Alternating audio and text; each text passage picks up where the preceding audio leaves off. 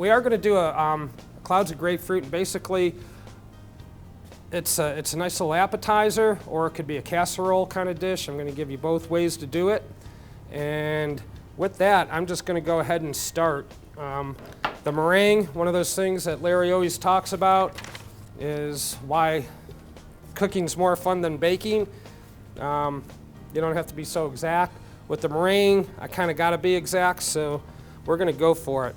There's three kinds of meringue classically when you're cooking. There's French meringue, there's common meringue, and there's Italian meringue. Today we're making common meringue. Common meringue is, Chef Tony and I call it bulletproof meringue. It'll hold up a lot better. It's not as sensitive to the whipping of the air, and there are some stabilizers in there. French meringue would be one less ingredient, and Italian meringue is an added step. When I'm making the meringue, I'll kind of give you the differences of what they are. I'm going to make a common meringue today, and we're going to do a whipped cream, fresh whipped cream. So the first thing we're going to do with the meringue is we got to separate eggs. There's two ways to do this. We're only going to use the egg whites, and we don't want any of the yolk in there. Having a little bit of that fat from the egg yolk is going to keep the meringue from whipping up all the way. So basically, you crack your egg. Everyone separated eggs before? Y'all do it kind of like that.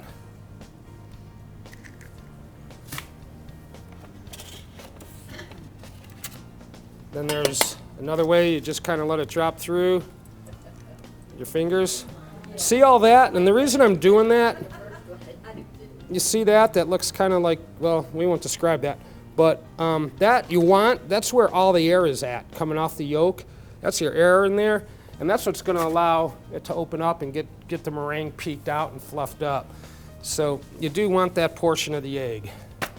Okay, so I did 2 of them. This recipe calls for 3. I'm doubling it tonight.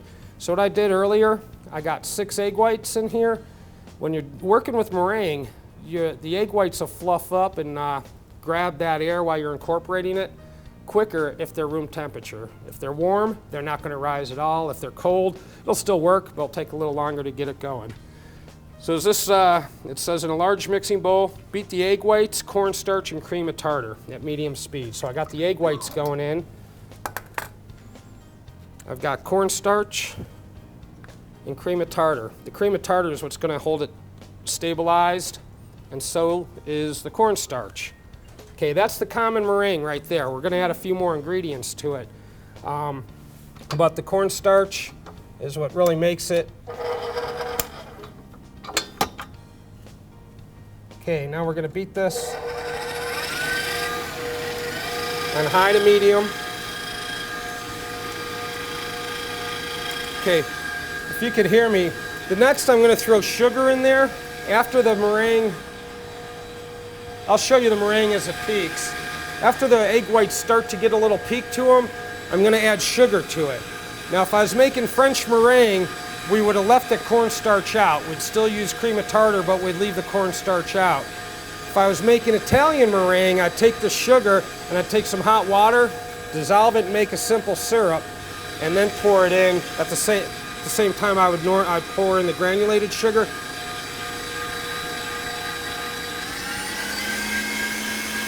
First time with this mixer too. There's a lot of firsts going on the past few weeks. Now with the Italian meringue, by adding the water to it, it's going to put a little sheen, the hot water with the sugar, it's going to put a little sheen to it. And after you work with the pastry bag or you're piping it out, even if you don't bake it or baking it, it's going to have a little bit more of a shine to it. Problem with Italian meringue, it's very tricky because when you're adding the water, if you add too much water, it's going to drop it, or if it's too warm, it's going to drop it. So we're going to go with the common meringue. At this point, the egg whites, and I can't get this mixing bowl. Let's see.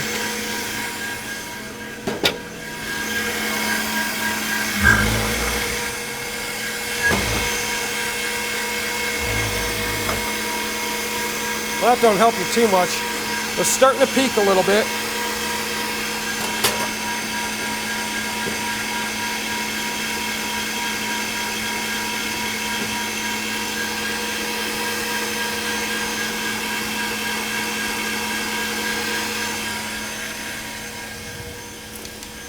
All right, here we go. I don't want to stop it completely. Okay, you see it's starting to form a peak on it? So now we're going to start gradually adding the sugar. Now I doubled this recipe.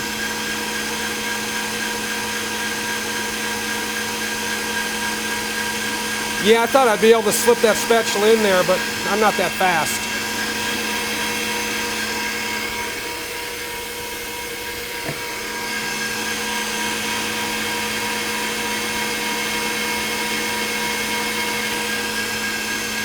And again, you don't want to add the sugar until it's started to form that the initial peak.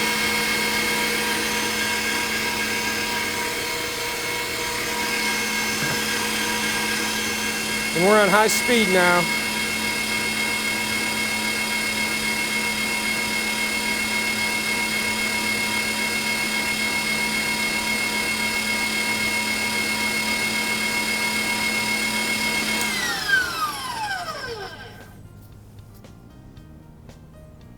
Gonna have to go just a tad more.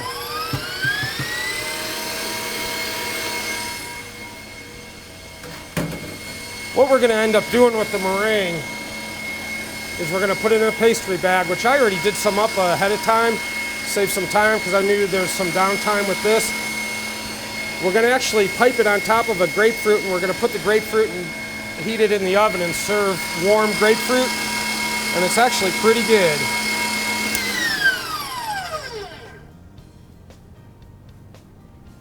Okay, there we go. I did not. I chill the bowl when I do whipped cream. I don't on meringue. Again, if the egg whites are too cold, it's going to take them a little longer to whip up. If I'm doing whipped cream, I'll chill the bowl.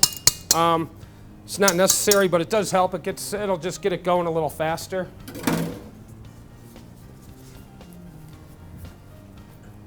It'll lose me for a second here. Okay, this is what we ended up with, and that's a firm peak. See how that's standing up? Can y'all see that? Might even hold in there. Yep. So that's what I got it to, is when it peaks like that and folds over, like it is right in there. That, you know, that's ready to go. Thanks, chef. Okay, now at this point the meringue can be cold. That won't affect it at all if it does get cold.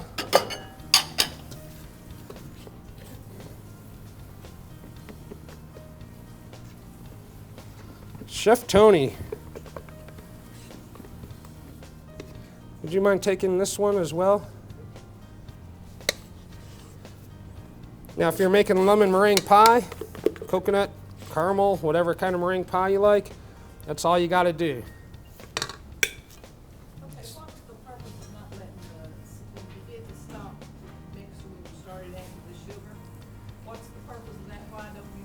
That's a good question. Reason why, it was just starting to form the peak, and it was not even a peak like it wouldn't even hold. If I was watching it, it was whipping around and it was just starting to hold a shape, but then it would drop again. Now, if I would have stopped, I would have stopped incorporating the air, and it could have, by stopping it too much and then turning it back on, I may not achieve that kind of peak on there because I had stopped the air suspension from coming in.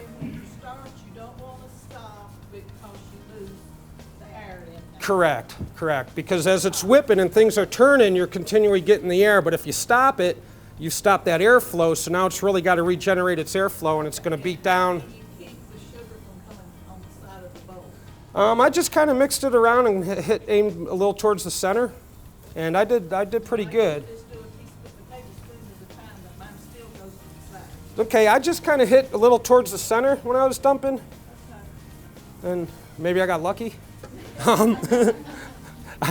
First day with my mixer over here. What was it, a couple weeks ago? It was the grill. All right, now the next one we're gonna do, and I've had this in the fridge just for a few moments. I'm using the Food Club whipping cream. You could use sugar in this. This one's not gonna require any sugar, but if you want, you could always put, just for about this much, I'd put about 2 tablespoons of sugar, or a tablespoon of confectioner's sugar would work in there. Okay, and the question about the cold bowl, that just accelerates it. We should still be okay whipping it. A lot of times when I'm making whipped cream and I don't have, you know, this nice piece of equipment and I need the whisk in a mixing bowl like this, I'll put one bowl on top of the other and keep that ice on there while I'm whipping it up. And that really does help. Now it also helps is having a KitchenAid. Okay, so this is 1 cup whipping cream. You can use either whipping cream or you could use heavy whipping cream. You want something with a fat content of 32% or higher.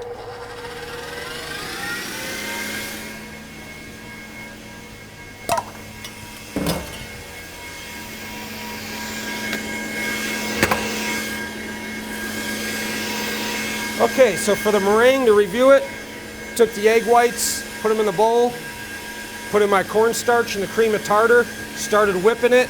As I noticed that the peaks were starting to form, I slowly incorporated the granulated sugar, continued whipping it till it got to the peak stage, and that was that. Now this is almost done. This is whipping up pretty quick. And now whipped cream you can over whip.